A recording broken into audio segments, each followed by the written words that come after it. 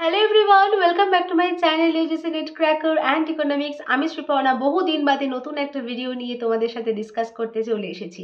Thumbnail দেখে তোমরা প্রত্যেকেই জানো আজকের টপিকটা কি হতে চলেছে, সেটা হচ্ছে মোটিভেশন অ্যান্ড ইটস টাইপস। তবে একটা কথা বলবো, আজকে এরকম একটা টপিক চুজ করার পিছনে একটা ভীষণ ইম্পর্টেন্ট কারণ আছে। সেটা হচ্ছে এটা এমন একটা টপিক যেটা কিনা ইউজিসি নেটের জন্য শুধু প্রয়োজনীয় যে তা নয়, তার সাথে সাথে 11-12 থেকে শুরু করে গ্র্যাজুয়েশন, মাস্টার্স এবং যারা বিএড করছো তাদের জন্য খুব ইম্পর্টেন্ট। কারণ এই ধরনের ছোট ছোট প্রশ্ন তো এমসিকিউজে আসেই। কারণ এমসিকিউ ভীষণভাবে একটা এমসিকিউ যদি ভালোভাবে অ্যান্সার করতে হয় তাহলে সবার আগে যেটা প্রয়োজন সেটা হচ্ছে যে খুব ভালো করে টপিকটাকে বোঝা। তো তুমি যদি টপিক ভালো করে বুঝতে না পারো তাহলে ইউজিসি নেটের বলো বা যে কোনো এমসিকিউজের প্রশ্ন বলো, তোমরা কিন্তু ঠিক করে অ্যান্সার করতে পারবে না। তো সেই সঠিক এক্সপ্লেনেশন এবং খুব ভালো করে বোঝানোর জন্যই কিন্তু আজকের এই সেশনটা। এবং অনেক দিন বাদে ভিডিওস যেহেতু আমি আপলোড করছি আমার এই চ্যানেলে, তাই জন্য আমি ভীষণ সহজ একটা টপিকই আজকে তোমাদের জন্য আর কি নির্ধারণ করেছি। তো চলো, আশা করি তোমাদের ভিডিওটা ভালো লাগবে। তবে শুরু করার আগে একটা কথা তোমাদেরকে বলবো, সেটা হচ্ছে যদি ভিডিওটা ভালো লাগে তাহলে লাইক আর শেয়ারটা করতে ভুলো না। আর যদি মনে হয় চ্যানেলটি হেল্পফুল তাহলে সাবস্ক্রাইব বাটনটাকে প্রেস করে দিও, কারণ সাবস্ক্রাইব করা থাকলে সবার আগে নোটিফিকেশন কিন্তু তোমার কাছেই পৌঁছে যাবে। চলো তাড়াতাড়ি সেশনটাকে শুরু করে দিবে। আর তোমাদের যদি কোথাও এই সেশনটা চলতে চলতে কোনো রকম কোয়েরিজ আসে মনে, সেই কোয়েরিজগুলো কিন্তু কমেন্ট সেকশনে লিখে জানাতে ভুলবে না। এছাড়াও আমি এই ভিডিওর সাথেই আমার ইমেল আইডিটাকেও অ্যাড করে দিয়েছি, তোমরা দেখতে পাচ্ছ স্ক্রিনে। তো সেখানেও কিন্তু তোমরা আমাকে তোমাদের কোয়েরিজগুলোকে ইমেল করতে পারো। আমি তোমাদের সেই ইমেলের কিন্তু রিপ্লাই করে দেবো। ঠিক আছে? তো চলো সেশনটাকে আর কথা বলবো না, শুরু করে দিই।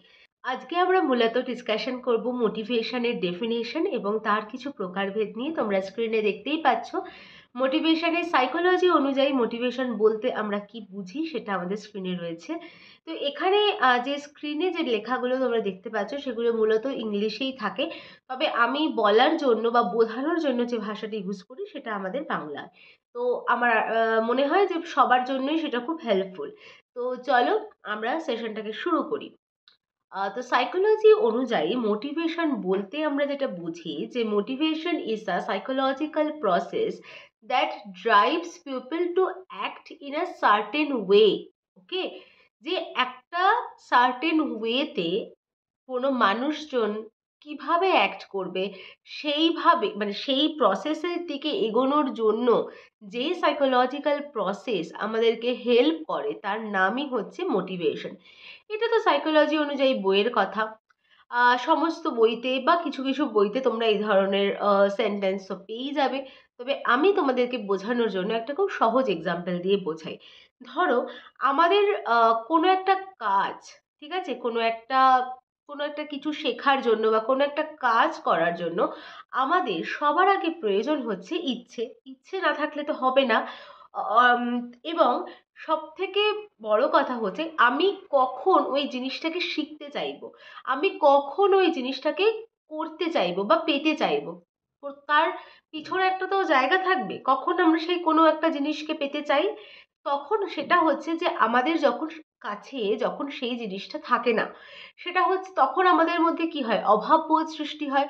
অভাব যখন হয় তখনই আমাদের সেই জিনিসটা পেতে খুব ইচ্ছে করে এবং তখনই আমাদের মনের মধ্যে কি হয়, অভাব বোধের সৃষ্টি হয়। সেই অভাব থেকেই চাহিদার সৃষ্টি হয় এবং সেই চাহিদা আমাদের মনকে ইয়ে করে, মানে আমাদের মনকে সেভাবে চালনা করে কি যে আমাদেরকে ওই জিনিসটা পেতে হবে এবং ওই জিনিসটা পাওয়ার জন্য আমাদেরকে কোন কোন স্টেপ ফলো করে এগোতে হবে, সেই পুরো প্রসেসটার মধ্য দিয়ে আমরা যখন যাই এবং আমরা যখন সেই ডেস্টিনেশনে পৌঁছে যাই, সেই পুরো প্রসেসটাকে বলা হয় মোটিভেশনাল প্রসেস এবং সেই প্রক্রিয়াটাকে বলা হয় মোটিভেশন। আশা করি বোঝাতে পারলাম। আমাদের কোনো জিনিসের যখন প্রয়োজন হয়, আমরা যখন কোনো জিনিসের অভাব বোধ করি, সেই জিনিসটাকে পাওয়ার জন্য, ধরো ফর এক্সাম্পল আমাদেরকে এক্সামে বা ইউজিসি নেটের এক্সামে ক্র্যাক করতে হবে। তো আমার কাছে লক্ষ্যটা হচ্ছে ইউজিসি নেটের এক্সাম। তো তো তার জন্য আমাকে কি কি ফলো করতে হবে, কত ঘন্টা আমাকে পড়তে হবে, কিভাবে আমার সমস্ত কাজকে ম্যানেজ করতে হবে, কিভাবে আমাকে ভালো এক্সামের জন্য প্রিপেয়ার হতে হবে, এই প্রত্যেকটা স্টেপ তুমি যদি ফলো করো তাহলে তুমি ওই সার্টেন ওয়ের মধ্যে দিয়ে কিন্তু তুমি তোমার ডেস্টিনেশনে পৌঁছে যাবে। এবং সেটাকে করতে, তোমার মনকে করতে ভেতর থেকে তোমাকে যেটা সাহায্য করবে সেটা হচ্ছে মোটিভেশন, এবং সেই মোটিভেশনটার জন্যই কিন্তু তুমি ইউজিসি নেটটা ক্র্যাক করতে পারছো বা পেরেছো বা ইন ফিউচার পারবে। আশা করি বোঝাতে পারলাম। পরের লাইনে আমরা দেখতে পাচ্ছি এখানে রয়েছে, এক সেকেন্ড আমি এখানে জাস্ট পেনটাকে নিচ্ছি। ইট is the force that drives people to achieve goals, fulfil needs or uphold values. আমি তোমাদেরকে এটা বললাম। এবং থার্ড লাইনে যেটা লেখা আছে, motivation is a desire to act in service of a goal. মানে একটা নির্দিষ্ট লক্ষ্যে পৌঁছানোর জন্য আমাদের যে সমস্ত চাহিদাগুলোকে পূরণ করতে হয়, আমাদের যে সমস্ত রাস্তা অতিক্রম করে সেই জায়গায় পৌঁছতে হয়, সেটা হচ্ছে মোটিভেশন। তো কোনো একটা জিনিসকে পাওয়ার জন্য বা কোনো একটা জিনিসকে শেখার জন্য আমাদের যে চেষ্টা, সেটাই হচ্ছে মোটিভেশন। এবং এরপর সাথে সাথেই আমরা চলে যাব যে মোটিভেশনের ক্লাসিফিকেশন বা টাইপস বা প্রকারভেদ। ঠিক আছে, তার আগে এখানে একটা স্লাইড আমি তোমাদের সাথে শেয়ার করেছি, সেটা হচ্ছে যে motivation refers to a process. দেখবে কথাটা কিন্তু একই, আমি বাংলায় যেটা বললাম সেটাই, যে refers to a process of inducing and stimulating an individual to act in a certain manner. তোমাকে ভেতর থেকে ইন্ডিউস করবে, তোমাকে স্টিমুলেট করবে, and it is the process that initiates, guides and maintains goal oriented behaviours. তোমার লক্ষ্যের দিকে পৌঁছানোর জন্য তোমাকে যেরকম ইনিশিয়েটিভ দেবে, সেরকমই তোমাকে গাইড করবে এবং সেরকমই কিন্তু তোমাকে মেনটেনও করবে। তো এই পুরো প্রসেসটাই কিন্তু মোটিভেশন। এই পুরো প্রসেসটাকেই আমরা মোটিভেশনাল প্রসেস বলতে পারি। এবার আমরা চলে যাচ্ছি ডিরেক্ট যে কি কি ক্লাসিফিকেশনস রয়েছে। তোমরা স্ক্রিনে দেখতে পাচ্ছ যে পাঁচটা এখানে আমি নাম লিখেছি। তবে ফিজিওলজিক্যাল মোটিভস, পার্সোনাল মোটিভস আর সোশ্যাল মোটিভস যেটা রয়েছে সেটা হচ্ছে নেচার ওয়াইজ। ঠিক আছে, নেচার ওয়াইজ বা ক্যারেক্টারিস্টিক্স ওয়াইজ আমরা এটাকে ভাগ করতে পারছি। লাস্ট যে দুটো নাম তোমরা দেখতে পাচ্ছ, intrinsic motivation and extrinsic motivation, এই দুটো প্রকারভেদ আমরা করেছি হচ্ছে যে তুমি যে কাজটা করছো সেই কাজটাকে তুমি নিজে থেকে করছো না, তো তোমাকে বাইরে থেকে কেউ পুশ করছে বলে করছো। সেটা সেই উদ্দীপকের বা উদ্বোধকের অ্যাকর্ডিং টু আর কি, according to that type nature. So আমরা মোটিভেশনকে দুটো ভাগে ভাগ করছি, এবং প্রথমটা হচ্ছে ইন্ট্রিনসিক মোটিভেশন আর সেকেন্ডটা হচ্ছে এক্সট্রিনসিক মোটিভেশন। আশা করি বোঝাতে পেরেছি। এবার আমরা চলে যাব এর ইন ডিটেল যে সমস্ত ডিসকাশনগুলো রয়েছে সেগুলোতে। চলো যাওয়া যাক। সো প্রথম যে প্রকারভেদটা আমরা দেখতে পাচ্ছি সেটা হচ্ছে ফিজিওলজিক্যাল মোটিভস, সেকেন্ড হচ্ছে পার্সোনাল মোটিভস, আর থার্ড হচ্ছে সোশ্যাল মোটিভস। এবার প্রথমে কি আছে, motivation that comes from a biological needs. So what do you mean by a biological needs? Biological needs মানে হচ্ছে যেই নিডসটা মানে যেটা হচ্ছে যে শারীরিক চাহিদা, মানে আমাদের জীবন ধারণ করার জন্য প্রধানত তিনটে জিনিসের খুব প্রয়োজন। একটা হচ্ছে ফুড, একটা হচ্ছে ক্লোথস, আর একটা হচ্ছে শেল্টার। এই তিনটে জিনিসের অভাব পূরণ হবার পরে কিন্তু আমাদের ফোর্থ জিনিস যেটা হচ্ছে এডুকেশন সেটা আসে।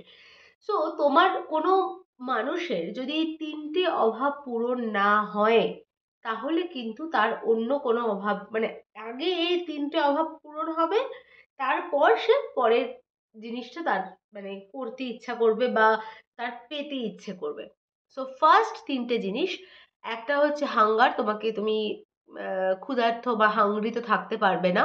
থার্স্টি, তোমার পক্ষে থাকা সম্ভব না, এবং ঘুম পেলেও কিন্তু তুমি অন্য কোনো কাজ করতে পারবে না। অতএব যেই কাজটা করার জন্য, এই যে খিদে পাওয়ার জন্য আমরা যে খাবার খাচ্ছি, বা পিপাসা পাওয়ার জন্য আমরা যে জল খাচ্ছি, বা ঘুম পাচ্ছে বলে আমরা যে ঘুমাচ্ছি, এইগুলো হচ্ছে আমাদের শারীরিক চাহিদা।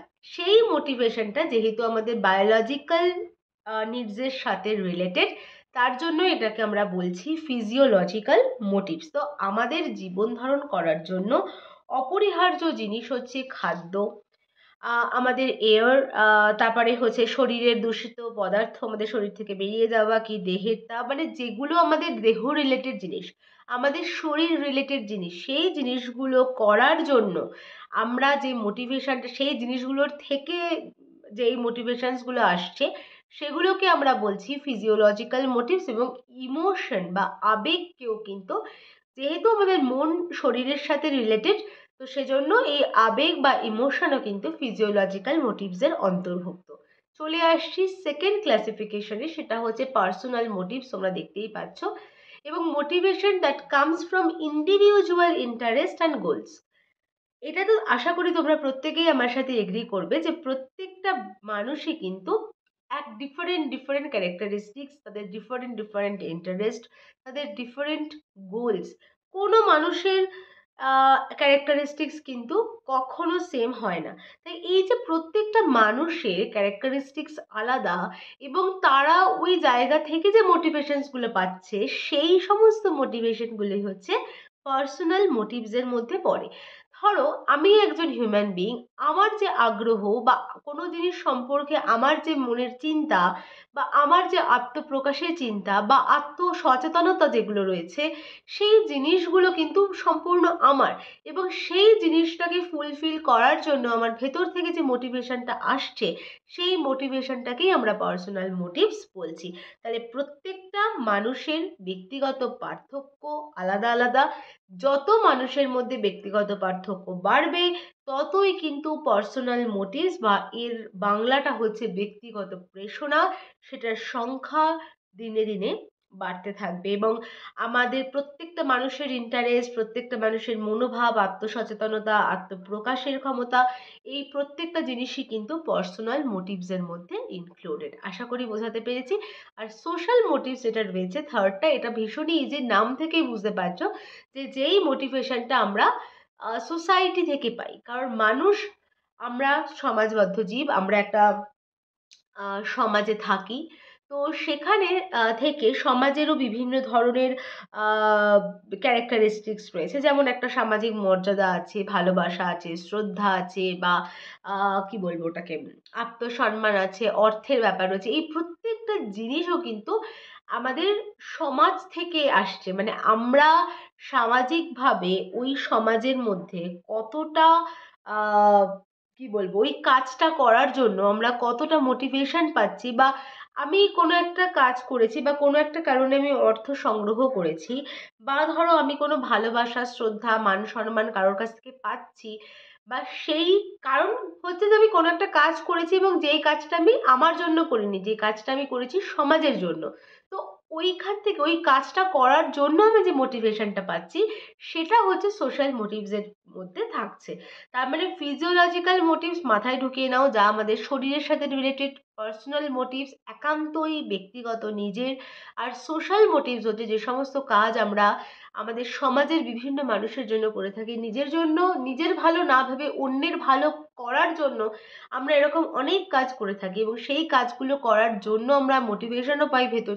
মোটিভেশন আমাদের আছে বিভিন্ন রকম। সো সেই মোটিভেশনস গুলো কিন্তু, ওই সমস্ত কাজের থেকে যে মোটিভেশনস গুলো আসে সেগুলোকেই বলা হয় সোশ্যাল মোটিভস। আশা করি বোঝাতে পারলাম। চলে যাচ্ছি আমরা নেক্সট স্লাইডে। নেক্সট স্লাইডে যেটা বলছিলাম যে আমরা ভেতর থেকে কাজটা করছি না কেউ আমাদেরকে পুশ করছে, সেই অনুযায়ী মোটিভেশনকে দুটো ভাগে ভাগ করা হয়েছে। একটা হচ্ছে এক্সট্রিনসিক মোটিভেশন, আর একটা হচ্ছে intrinsic motivation. So extrinsic motivation নাম থেকেই বুঝতে পারছো, এক্সটার্নাল ফ্যাক্টরস, এক্স রয়েছে, তার মানে বাইরে থেকে কেউ আমাকে পুশ করছে। ধরো একটা মোটিভেশন আমি পেয়েছি যে বাইরে থেকে আমাকে ইনসেনটিভ দেওয়া হচ্ছে, বা আমি যদি কাজটা না করি তাহলে আমাকে পানিশমেন্ট দেওয়া হবে, ঠিক সেই কারণে আমি কিন্তু কাজটা করছি। তো সেই সমস্ত কাজগুলো হচ্ছে এক্সট্রিনসিক মোটিভেশনের মধ্যে পড়ে। খুব সহজ করে বললে বলা যেতে পারে, ধরো ক্লাসে একটি অনেকগুলো বাচ্চা থাকে, তো সবাই কিন্তু নিজের মনের ইচ্ছে থেকে পড়াশোনা করে না। যারা ধরো একটু অন্যমনস্ক, যারা ধরো পড়াশোনা করতে চাইছে না, বারবার ডিস্টার্ব করার চেষ্টা করছে ক্লাসরুমে, বা অন্য বন্ধুর সাথে গল্প করছে, তখন টিচারদের উচিত কি স্টুডেন্টদেরকে এমন কোনো পদ্ধতি বা মানে সেটা লার্নিং পদ্ধতি বলো, লার্নিং স্টাইল চেঞ্জ করেই হোক, বা তার বোঝানোর ক্ষমতা দিয়ে হোক, বা তার প্রতি সহনশীল থেকে এমন কিছু স্টেপ নিয়ে হোক, টিচারকেই কিন্তু ওই সমস্ত স্টুডেন্টদেরকে আবার সমস্ত স্টুডেন্টের সাথে একসাথে এনে ওই জিনিসটাকে বোঝাতে হবে। তো সেক্ষেত্রে টিচাররা কি করে, হয়তো বললো যে তুমি যদি এই হোমওয়ার্কটা করো বা তুমি যদি এখন ক্লাসে চুপ থাকো, তোমাকে তাহলে আমরা দেখবো যে ক্লাসে সব থেকে চুপ কে আছে, যে সব থেকে শান্ত, যে চুপ করে বসে অ্যাটেন্টিভলি ক্লাস ফলো করছে, তাকে আমরা যখন অ্যানুয়ালি যখন তোমাদের রেজাল্ট আউট হবে তাকে আমরা আলাদা করে মার্কস দেবো এবং সেই মার্কস অনুযায়ী সে একটা প্রাইজও পাবে। তো আমি বলছি কি যে তোমাকে আমি তুমি এই তোমরা যদি এই কাজটা করতে পারো, যে সব থেকে ভালো করতে পারবে তাকে আমি ইনসেনটিভ দেবো, কি সরি ইনসেনটিভ থেকে না আসে না মানে তাকে আমরা পুরস্কৃত করব, তাকে আমরা কোনো সার্টিফিকেট দেব, তাকে আমরা কোনো গ্রেড দেব। তখন সেই মানুষটি বা সেই স্টুডেন্টটি কি করবে, সেই নিজে সব থেকে ভালো ওই জায়গাটাতে যাওয়ার জন্য বা ওই এক্সট্রা গ্রেড বা কি বলে ওটাকে সার্টিফিকেশনটা বা প্রাইজটা বা গিফটটা পাওয়ার জন্য সে সেই কাজটা করবে।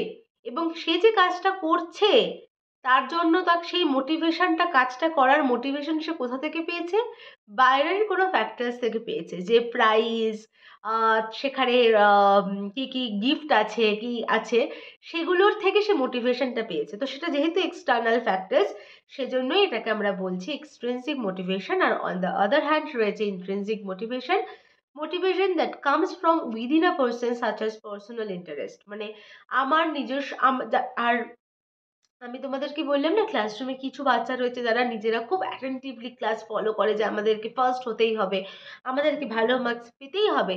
সেসব বাচ্চারা তো নিজেদের পার্সোনাল আগ্রহ থেকে সেটা করে, কেউ তাদেরকে বলছে না। ঠিক আছে, যাদেরকে বাইরে থেকে বাবা মা বলে পাঠাচ্ছে তুমি যদি এটা না করো তাহলে তোমাকে শাস্তি দেওয়া হবে, তুমি যদি এটা করো তাহলে আমি তোমাকে এটা গিফট দেবো, সেগুলো এক্সট্রিনসিক মোটিভেশন। কিন্তু যেই বাবা মারা বলছেই না, বাবা মারা দেখছেই না, কিন্তু ছেলে মেয়েরা নিজেরা নিজেদের ভেতর থেকে ভাবছে যে আমাকে ভালো রেজাল্ট করতে হবে, আমাকে ভালো জায়গায় পৌঁছতে হবে, সেই পার্সোনাল ইন্টারেস্ট থেকে সে সেই কাজটাকে করছে। তো এই মোটিভেশনসগুলোকে আমরা বলছি ইন্ট্রিনসিক মোটিভেশন। আশা করি বোঝাতে পারলাম। এবং ক্লাসরুমের এক্সাম্পলটাও এই জন্যই দিলাম, কারণ ক্লাসরুমের এক্সাম্পলটা যেহেতু এডুকেশনে মূলত রিলেটেড হচ্ছে ক্লাসরুম এবং টিচারের যে রিলেশনশিপ এবং সেখানের বিভিন্ন রকম বিষয় নিয়ে কথা বলা, তার জন্য মোটিভেশনের যে এক্সাম্পলটা আমি তোমাদের সামনে তুলে ধরলাম সেটাও কিন্তু স্টুডেন্ট আর টিচারের সেই ক্লাসরুমের গল্প নিয়েই, ক্লাসরুম ইন্টারাকশনের গল্প নিয়ে।